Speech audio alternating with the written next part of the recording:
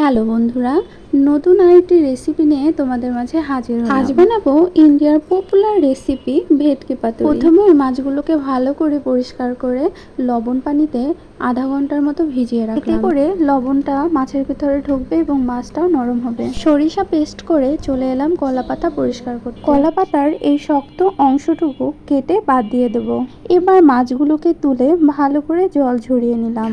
অন্য একটা বাটিতে সরিষা, পোস্তদানা, সরিষা এবং লবণ এগুলো দিয়ে মাখিয়ে নেব। এবার এর ভিতরে মাছগুলো দিয়ে ভালো করে মাখিয়ে নেব। মাছগুলো মাখানো অবস্থায় কিছুক্ষণ ঢেকে রেখে দিয়ে চলে এলাম কলা পাতা পোড়াতে। এখানে কলা পাতাটাই মেন, কারণ এর ভিতরে শাঁসটা বের হয়ে গেলে কলা পাতাটা নরম হয়ে যায় এবং এটা ভাজ করতে খুবই সুবিধা হয়। এবার হলো মেন কাজ, এটা খুবই ধৈর্য নিয়ে করতে হবে। এবার পুরানো কলা পাতাটা এভাবে রেখে তার উপরে মাছ, সরিষার তেল এবং একটা কাঁচামরিচ দিয়ে দিলাম। কলা পাতা ভাজটা এভাবেই করে নিয়েছি যেন ভিতরের গ্রেভিটা বের না হয়ে যায়। প্রতিটা মাছই আমি এভাবেই করে নিয়েছি।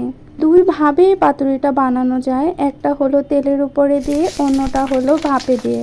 যেহেতু আমার কাছে কোনো স্টিম ছিল না, তাই আমি তেলের উপরে দিয়েই করেছি। এই যে দেখেন কিরকম ফুলে ফুলে উঠছে না?